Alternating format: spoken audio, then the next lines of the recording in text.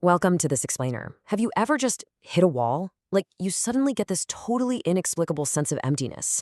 It's that creeping feeling that maybe you're stuck on a path that isn't even yours, and you're literally just living someone else's life. It's a heavy thought, right? Well, today we're unpacking this incredibly candid, really profound dialogue between author Robert Greene and Jay Shetty. We're going to explore exactly why we fall into these traps, why we sometimes attract the completely wrong people, and how we can actually systematically peel back all that societal programming to finally reclaim our true selves. So here's our roadmap for this inward journey. We're moving from the outside in. 1. Spotting true character. 2. The illusion of self. 3. Finding your true path. 4. Expanding your inner sky. And finally, 5. The power of self-forgiveness. Let's get right into it. Part 1, Spotting True Character. We're kicking things off with a super relatable external problem: how to navigate those toxic, energy-draining people we constantly bump into at work, in our friend groups, or even in our relationships. To protect this inward journey we're on, we absolutely have to filter our external environment first. Green points out that the most common toxic personality we run into these days is the deep narcissist. But here's the really tricky part: they don't wear a warning label. At first, they're incredibly charming. They draw you in, they stir up dramatic emotions, and they just seem so exciting. I mean, think about it. Even some of our most legendary historical figures had these raging narcissistic traits. But here's the absolute kicker: we are often drawn to these charismatic, dramatic folks specifically to fill our own inner emptiness. So recognizing these red flags early on is absolutely crucial. Otherwise, we just end up becoming tools for their ego. And this hits the nail on the head as to why we have got to stop judging people by how smart or charming they seem on the surface.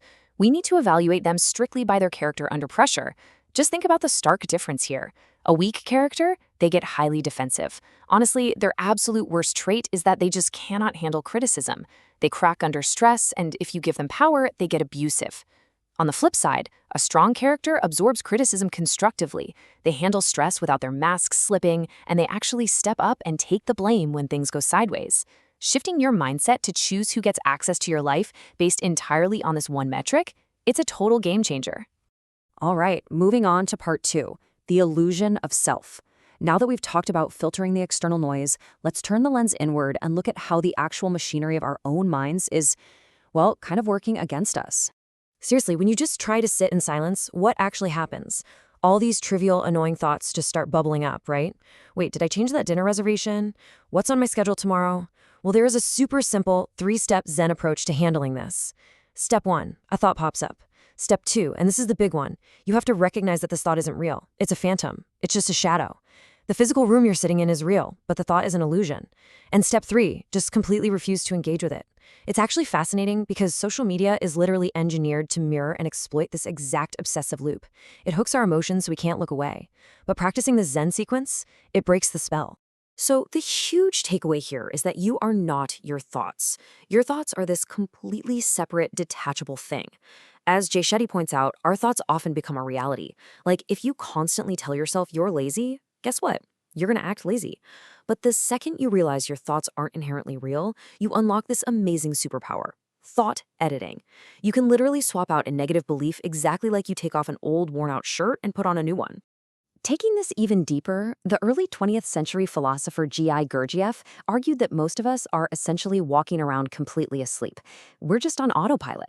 We are utterly disconnected from our own minds and bodies, to the point where we don't even know where our thoughts are coming from. When you really look at it, our entire concept of self is mostly just a construction of the mind. Now, realizing that might sound a little scary at first, but actually, recognizing that emptiness is a beautiful, wildly liberating step toward true awakened awareness. Which brings us to part 3, finding your true path.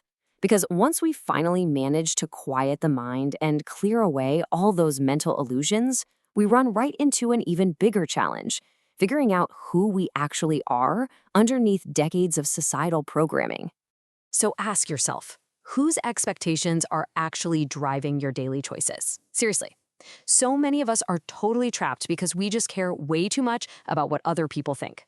We are absolutely terrified of being an unsuccessful version of ourselves, so we settle. We settle for being a successful version of what someone else wants. We'd rather be a financially successful accountant to make our parent happy than risk being an unsuccessful artist. But to find your true path, you have to be ruthless. You have to interrogate your beliefs and strip away all those heavy social expectations that have been hoisted onto you. But how do you actually know when you've hit on the real you? Well, the ancient Greeks had a brilliant concept for this. They called it the daemon.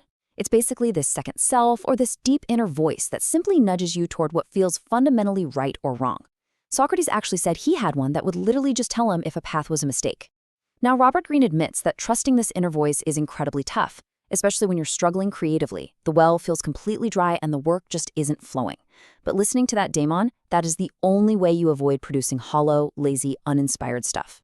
And this directly challenges how we view success. Society loves to feed us this toxic before and after myth. You know the one, the idea that once you finally find your path and hit it big, all your negative emotions just magically vanish forever. No way. The reality is way more cyclical.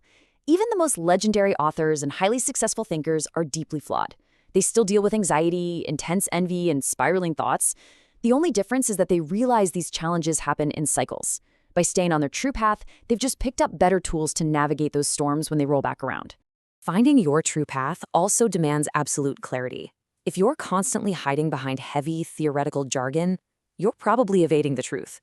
Really finding what you are meant to do means grasping your intrinsic interests so purely and so deeply that you can synthesize them effortlessly for anyone.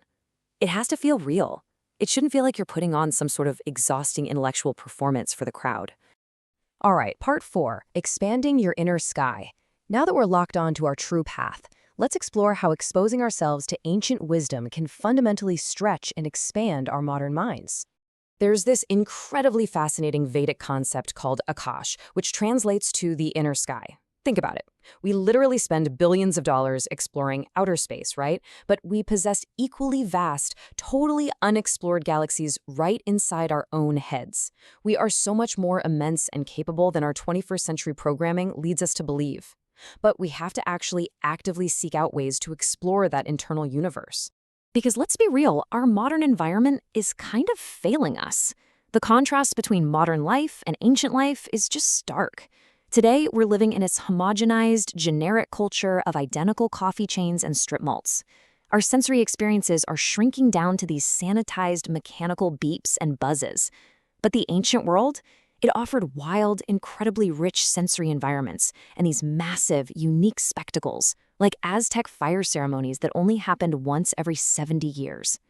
Today, social media traps us in these tiny, one-dimensional language loops, whereas ancient languages, like the African Akan concept of sunsum or the dozens of Russian words for the color blue, opened up entirely different dimensions of thought. So, how do we fix this? How do we expand our consciousness? Well, we have to actively break the modern spell. Go read a text from 1,000 years ago just to see how completely differently humans used to process reality. Listen to recreated ancient music from Babylonia or Greece. I guarantee those Amian rhythms will totally shock your system. Study a foreign language to unlock brand new concepts. Or go seek out untouched spaces of slowness, like the culture in Bhutan, where there aren't any generic malls and the sacred mountains actually dictate the pace of daily life. By actively doing these things, we reconnect with a much deeper, richer human reality.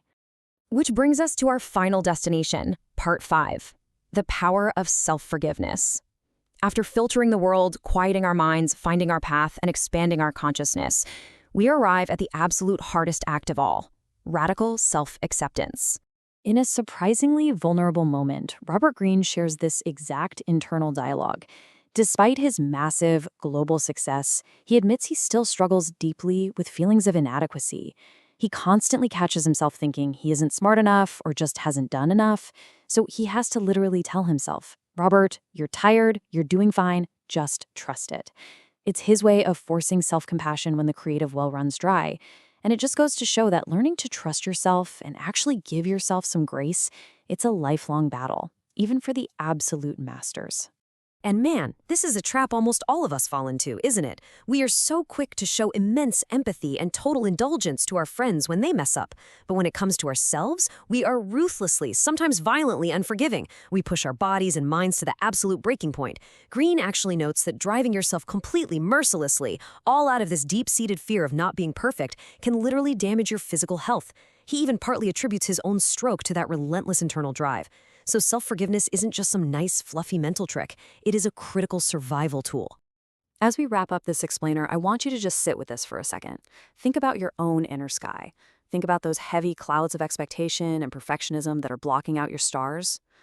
What would actually change for you right now, today, if you finally just forgave yourself for not being perfect? Would you finally be able to reclaim yourself? It's a big question. Think about it. Thanks so much for learning with us today.